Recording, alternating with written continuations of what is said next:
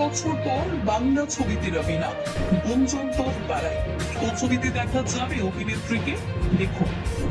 2010 সালে মুক্তি পায় রাজা সিং পরিচালিত ল্যাবরেটরি ছবিটি। এই ছবিতে গুরুত্বপূর্ণ চরিত্রে অভিনয় করেছিলেন রবিনা টন্ডন।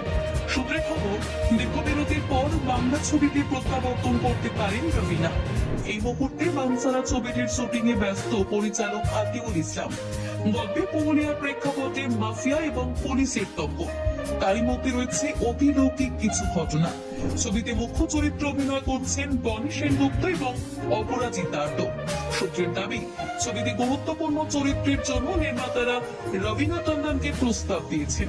চরিত্রটি নাকি একজন ক্ষুরধার রাজনীতিকের। শোনা যাচ্ছে ছবির কলকাতা পর্বের শুটিং এ তিনি উপস্থিত থাকতে পারেন। এই প্রসঙ্গে পরিচালক সংবাদ মাধ্যমকে জানান, বাস্তবে বাংলা সিনেমায় অভিনয় করবেন রবিনা।